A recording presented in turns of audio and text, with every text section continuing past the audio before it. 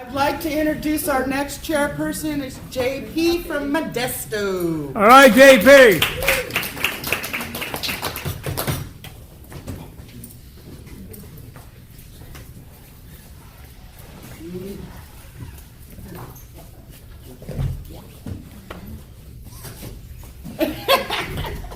Scared everybody away.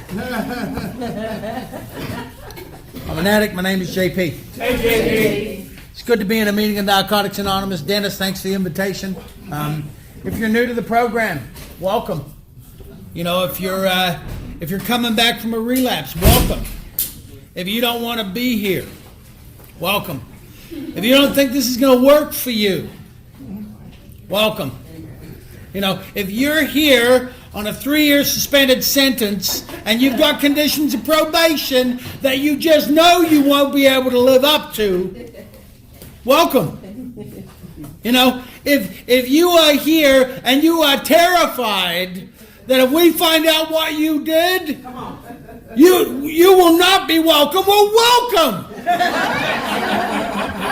You know, see, this is a program where nobody comes in because the bong water's stale and bowling lanes are closed, man. It ain't about that. You know, we don't come in here because everything's falling into shape, but we don't have any extra spaghetti noodles. Right? By the time we get here, our ass is falling off, and if you bring it with you, we'll help sew it back on. You know, that's the reality. You know, Narcotics Anonymous is truly a place of magic, healing, and grace. Yes. It absolutely is. You know, so I'm going to do a quick bit of magic. Hocus pocus, don't lose your focus. Because that's the key for me. See what I'll tell you, and I'm sharing this for one reason, and it means something to me, but it doesn't mean anything to you. I've been clean for 8 days, 11 months, and 21 years. My clean date is July. I don't want to applause. I don't. Okay? Because that was never the plan. It wasn't like, I'm going to stay clean for the rest of my life. Right? It wasn't like that. I got here, and I didn't want to be arrested again, and I didn't want to hurt people anymore, and I didn't want to do things that were shameful. I was way past guilt. I was well into shame. You know, to pistol whip an old lady walking her dog in the middle of the night for the $16 and change in her purse. You know, you don't have to go deep into the depths of shame to realize, man, it's easy to get to self-loathing. Yeah. You know, so when I got here, man, I thought maybe you guys had a drug problem. But I was morally bad, and you might not be able to fix me. You know, I love the point in the literature where it talks about that moment. See, it says there's a deeply spiritual nature of our program of recovery. The 12 steps of Narcotics Anonymous will take us on a journey that will exceed our expectations. Working and living the steps will lead us to a spiritual awakening. Step 1 is the beginning of this spiritual journey. To get started on the journey, we must become willing to surrender to this program and its principles, for our future hinges on our willingness to grow spiritually. I love when the literature tells me what it's about. See, I got to Narcotics Anonymous, and you guys ever steal a car? I'm just asking. If you ever stole a car, as soon as I got it started, and I jammed the screwdriver in, and I twisted it, and it started up, I was willing to believe that motor and that transmission would work together and propel me forward. I did not need to know how it worked. The same thing is true with this program. You don't need to know how it works. Jam the screwdriver in, push hard with the right foot, and dig in. And dig in. So I get to my first meeting of Narcotics Anonymous. It's a hot day like today. I'm wearing a leather jacket because I'm ashamed of the condition of my arms. You know, and I get there and you guys are outside smoking. When I got here, everybody smoked. Hell, we smoked in meetings. We had a smoking side and a non-smoking side, right? There was actually an ashtray person who would clean the ashtrays. So we're outside and we're smoking, and I'm loaded like a rat. And I got a pistol in the back of my pants, right? And I got dope inside of my jacket, because that's what I did everywhere. That's what I did. I don't recommend you do that. But because of people like me, they now say, hey, if you have dope with you, we ask that you leave. By the way, if you're coming to meetings and selling dope, shame on you. Get the fuck out of here. Yeah. Nothing personal, but you kill people. Don't come and sell here. Membership has a requirement. Everybody's not welcome. If you are coming here and you don't want to get clean, bye. Bye. When we talk about fatal, I've been to a lot of funerals. If you stay clean and you don't die, you'll go to a lot of funerals too. You will. I got to this meeting, everybody's smoking. I like it when we're smoking. And they're talking shit about stuff, and I'm like, yeah, this is kind of cool, because I want to fit in, right? Because I never fit in anywhere. I put on the mask. What are we doing? Oh, with that? Okay, I'm with you. Oh, a crime? Let's go do that crime. I'm with you. Will you like me? Right? And then we start to go upstairs to this meeting. And I'm like, this is going to be cool, man. I can tell already. And as we're going up the stairs above this gymnasium, at the top of the stairs is a guy named Big Dave. Big Dave is about 450 pounds. He's hugging everyone, right? And I don't know where you guys come from, but when I came in, there wasn't a lot of kind and loving touching between men. It wasn't like that. And I'm kind of in this conveyor belt of people, and I kind of get propelled into Big Dave's arms, and he wraps me around, not that baby burp hug, right? Not that butterfly hug, right? He pulls me really close. I'm like feeling his junk, man. I'm like, what is going on, right? And my ass tightens up really, really hard. And I know he said something to me like, man, I'm glad you're here. Welcome to Narcotic. I can't remember because the blood was rushing through my ears so loudly like a freight train, right? And I remember going and sitting down. And thank you so much for those who were quiet during the reading. See, I heard the reading, Who is an Addict? I heard it. Remember, Hocus Pocus, don't lose your focus? I had the focus all the way through Who's an Addict. I don't remember the chairperson. I don't remember anything else. I was pretty sure that Big Dave was gay and he wanted me. And so I remember Who's an Addict, and I remember thinking, how do they know this about me? How do they know this about me, right? And halfway through the meeting, they had a smoke break. You have an unofficial smoke break. Looks like everybody still smokes. That's good for the Marlboro Company. And so at the smoke break, I hid behind the bushes until everybody went back into the meeting, and I ran, and I swore I would never come back to this meeting. Never, ever come back, because you guys were weird, right? What I can tell you is that my disease continued. My disease continued, and do you remember when using was fun? You remember when it was like, I am just the coolest. I'm hip, slick, and cool, right? Got it going on. Every time I went back out, because I came in and out of the program for the better part of 9 months, till I finally stayed. Okay. But every time I picked up right where I left off. It was the last thing I thought about when I went to bed. That wake up that I was keeping, I never had it in the morning. Anybody here ever try hide dope from themselves? I'm just going to tell you, my experience is that never works. It doesn't work, man.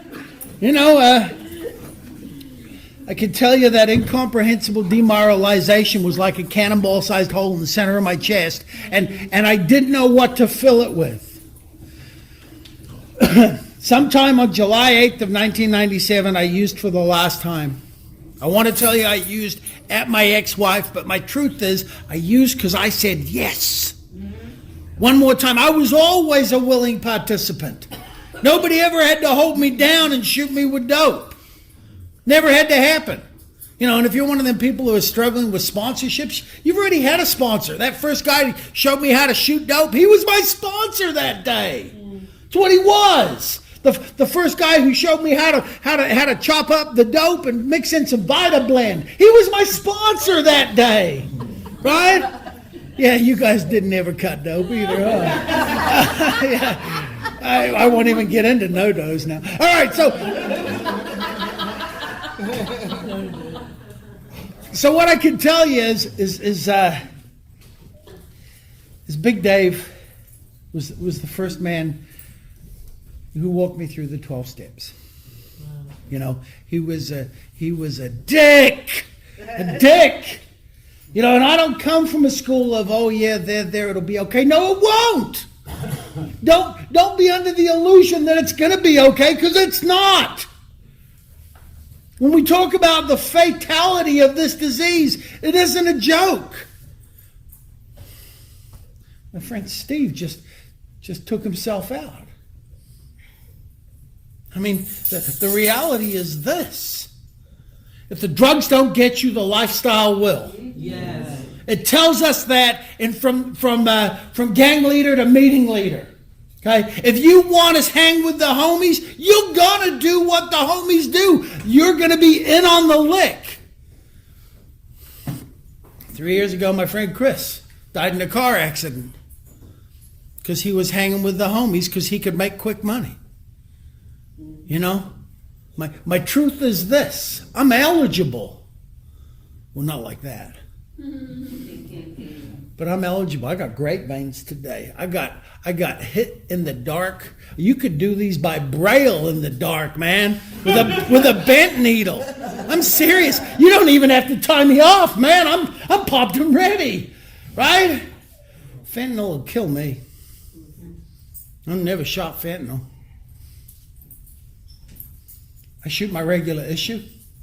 I check out. I got no tolerance. So make absolutely no mistake.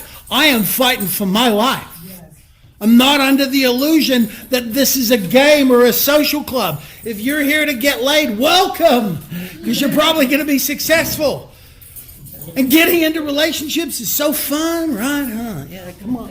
Yeah, baby, right? But getting out of relationships is the thing that gets us loaded. Yeah. Because I use behind emotional pain. Right? Getting into it is cool, man. But if you have no foundation, be careful. You know, be careful. Most of us get into a relationship in the first year. Okay? That's our truth. You know, because I got this hole that I'm going to try stuff something into. Let's talk about other manifestations for a moment. Because the most classic symptom of my disease is drug use. Anybody else ate their feelings? Or is that just me? You know, anybody else got a little problem with shopping? Or is that just me? Anybody else spent too much time in a casino? Or is that just me, James Bond? Right? Anybody here gone on all crazy on online shopping? Facebook? Okay, because anybody have a problem with this thing? Because I suffer from a disease of obsession and compulsion. You know, and one of the manifestations for me is using, and I haven't used in a long time. But I've acted out in a whole bunch of other ways. Yes. Yep. You know. So, man, we talked about the mess. What's the solution? Well, our literature all says the same thing. It all says the answer is in the steps. That's what it says. It says the answer is in the steps. See, sometime on July 8th of 1997, a whole bunch of addicts grabbed each other's hands, and they actually had a moment of silence when nobody played grab us or winked at anybody or tapped anybody's shoes or made a farting noise or anything. They were collected. They were present. And they prayed for the suffering addict. And see, that day it was me. That day it was me. I believe I was prayed in here. Right? That's what I believe. I did not believe in a God. Because if there was a God, I hated him because he clearly hated me. You know, I got lots of baggage. Here's the really cool part is I've unpacked it all. See, step work let me take out everything. Let me look at the fact that I didn't even want to call it being molested when I woke up and another man was sucking my penis. And it wasn't until somebody told me, hang on, that's rape. And I don't want to tell nobody. I hadn't told a living soul until I got into the program because I was ashamed because I didn't go get off of there straight away. I didn't. And so I thought maybe that makes me something else. You know what I'm saying? I'm going to apologize if this makes you uncomfortable. Man, you should work some steps. There's so much relief in this. So if we're going to talk about the answer in the steps, let's talk about the first three. I like to call the first three steps the give up steps. And give up for me normally involved me right after I did the Macarena. I was often on the ground when I did it. There was a nice gentleman's knee in my back or in the back of my head, and I was eating dirt. Okay? And then I go, okay, I give up. Right? See, surrender wasn't happening for me until somebody said surrender means we stop fighting and we join the winning side. Yes. Surrender, the central principle of the first step. And it works how White says, no matter how hard we fought, we finally reached a point of surrender where we realized we couldn't stop using on our own. I tried. I wanted to not use. But at 7 a.m., I'm at Chewy's house, banging on his door, trying to sell him a broken car stereo. What'd you give me for this? Get out of here, JP. Right? That's where I was at the end. You know, there's something humbling about working that sign. Yes. We'll work for food. I need to get high. I'm really becoming sick. You know, don't give me McDonald's. Don't give me McDonald's. The second step, the central principle of the second step is hope. And it works how and why. It says we step away from the problem and towards a spiritual solution. Now, I want to make sure you're clear about this. See, I worked the second step where I came to believe in a power greater than myself without the current God I have. You guys were the God of my understanding when I got here. You were a group of dope fiends. You were good orderly direction. You had light in your eyes. You had money in your pockets. You had cars with true registrations. You had golf clubs that weren't for sale. None of that made sense to me. Okay? You guys definitely were greater. If you're one of those people who says there's no such thing as a power greater than yourselves, please go out onto Stockton Boulevard, take off all of your clothes and start screaming, I'm going to kill the president. A higher power will come and take you away.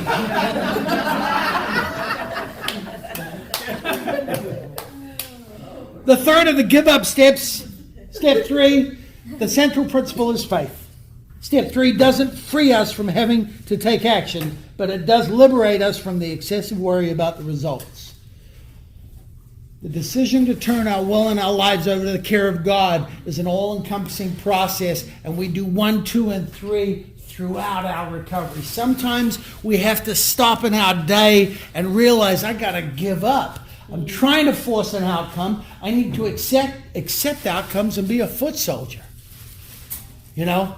My friend David J. sponsored me before he passed away, and he would tell me, JP, you need to give of your time and your talent and your treasure. And I'm like, huh? What are you talking about? Because some of the stuff I learned from my primary teachers and initial instructors, it was straight wrong. It was the best information they had, but it was wrong. Step 4, please, please, please. The central principle of step 4 is courage. The deeper you can dig into your fourth step, the more you will receive the benefits of that labor. It says, we may be frightened at the prospect of examining ourselves so thoroughly. I just want to point this out to you. I woke up in my early recovery screaming from my PTSD. Okay?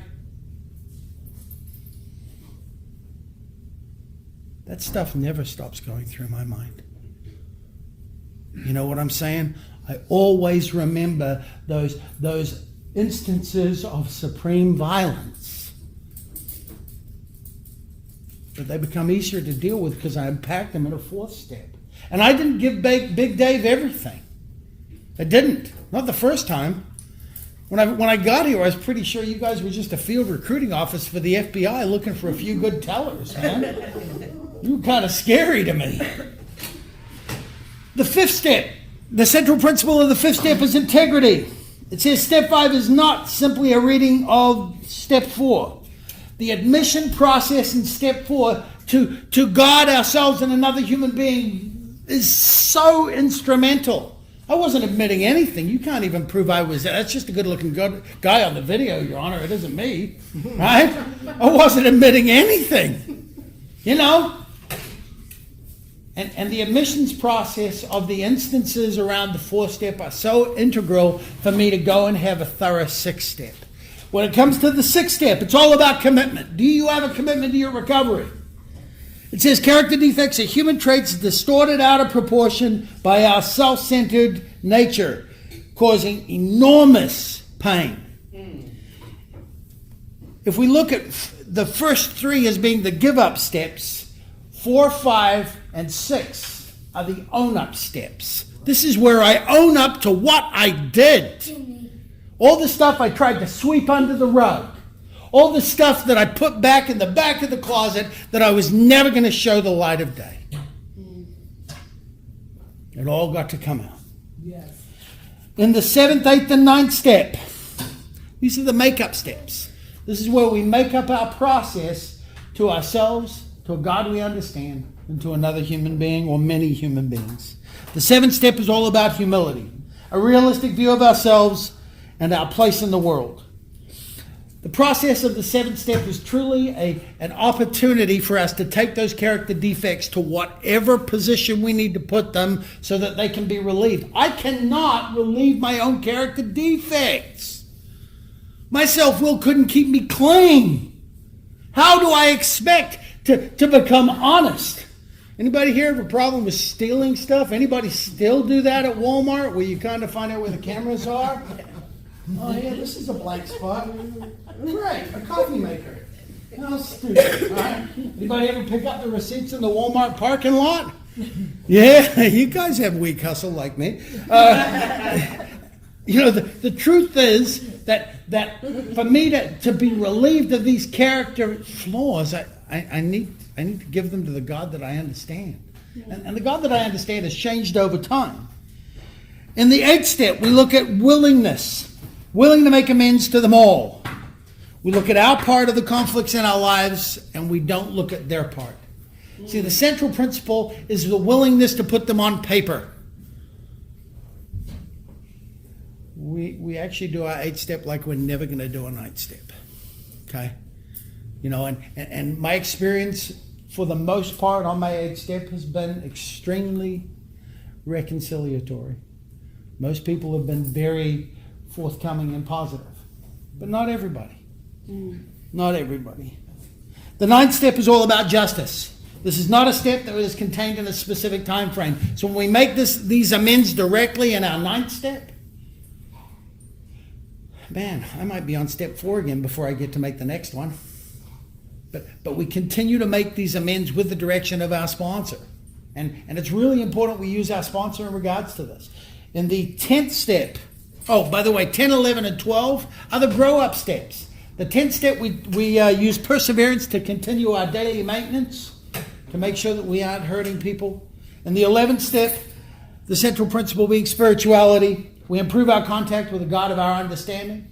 And in the 12th step, it's all about selfless service. This is where we learn to give back without expecting anything in return. So what does this all mean? This means I want to be a better man. That's what it means for me. This means that while this program is about dope, it isn't for me today. Could be.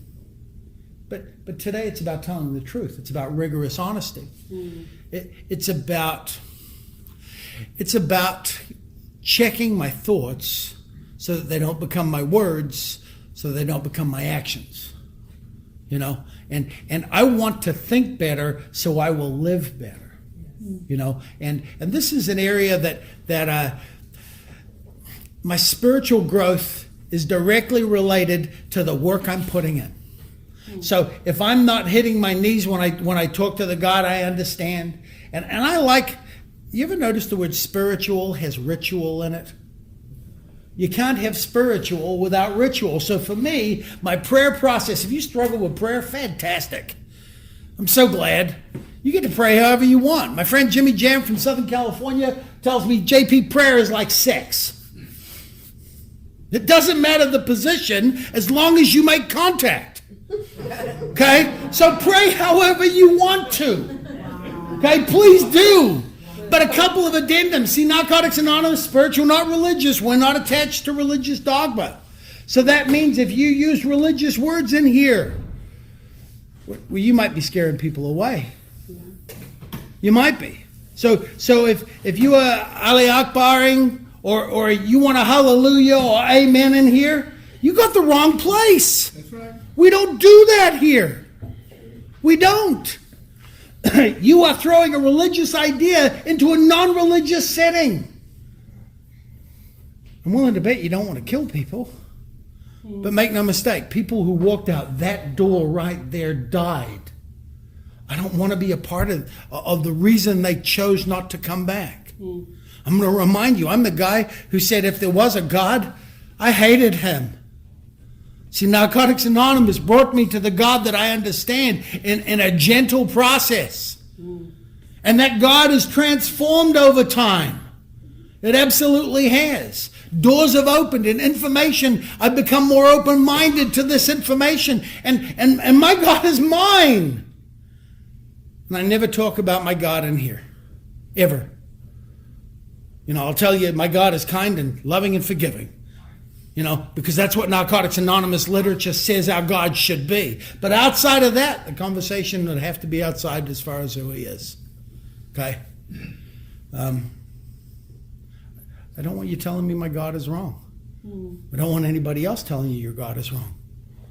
You know, that right to a God of our understanding is total without catches. If you've got yours, please let somebody else get theirs. I do appreciate you guys being so quiet, by the way. Because we go to a lot of meetings, and there are lots of people who like to talk in meetings, and nothing personal, but if you come late and then you want to talk, see, in my area, I've been known to grab a chair and turn it around and look right at you until you go, what? And I'll go, I can't listen to him because you're fucking talking. You know, if you shut up, I'll turn around. You know, because I've had my ass whooped by a bunch of people. You ain't scary to me. Because my truth is this. See, if the newcomer comes in and they're trying to listen to a message of hope, and you're chopping it up with the guy next door, the gal next door, you can say whatever you want. You can say I love you, but you already made it clear. You don't give a fuck. Oh, I might say fuck. I just need to tell you guys. I'm sorry, sweetheart.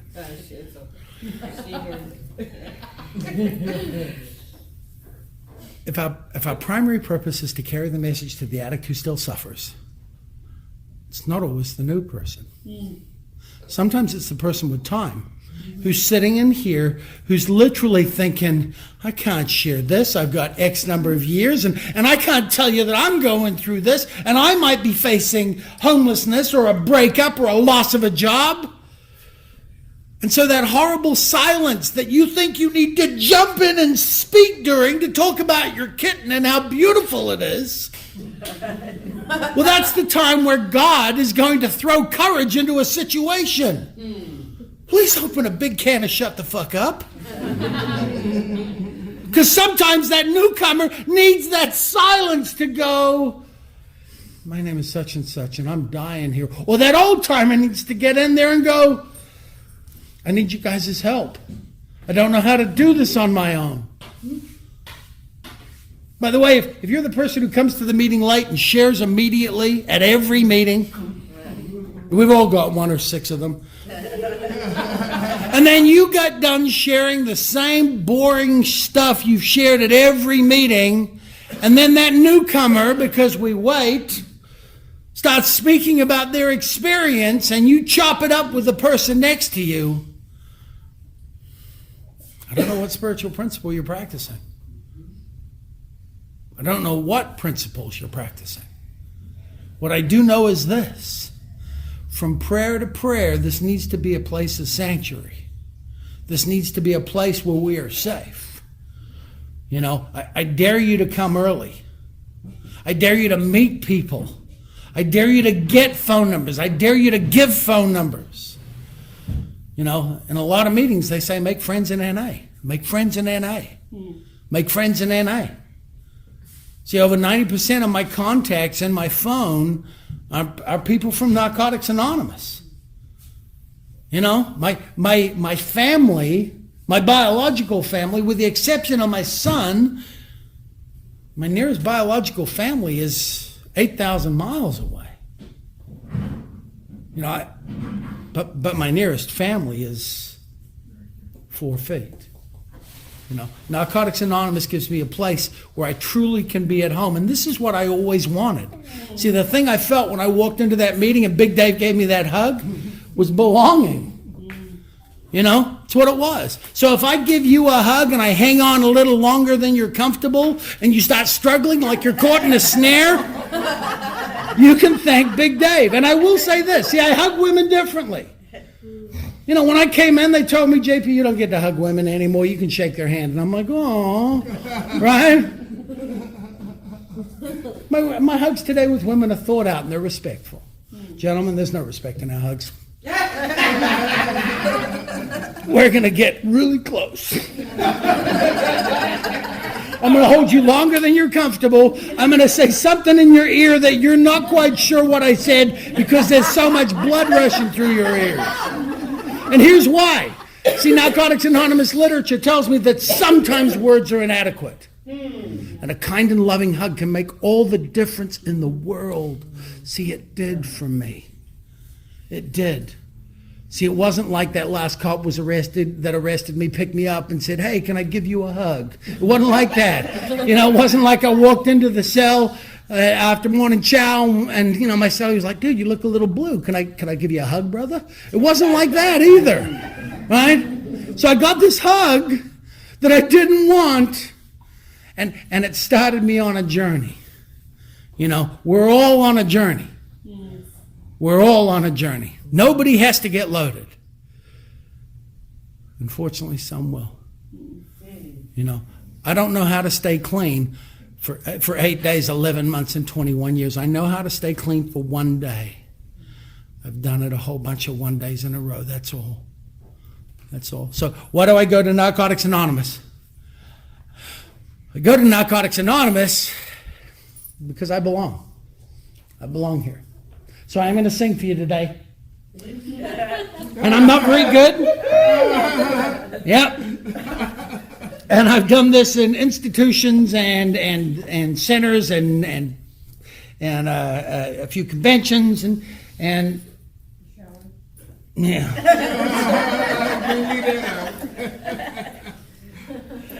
So I don't think any of you have heard my first song. You've heard my first song? This is the second one, but I'll give you the first one. So this is why I go to Narcotics Anonymous. You ready? Making your way in the world of NA takes everything you've got. You don't have to hit the pipe. You don't have to smoke the rock. Wouldn't you like to get away where everybody knows your name and they're always glad you came? We want to be where people meet. Troubles are all the same. We want to go where everybody knows our name. My name's JP. I'm an addict. Thanks for letting me share.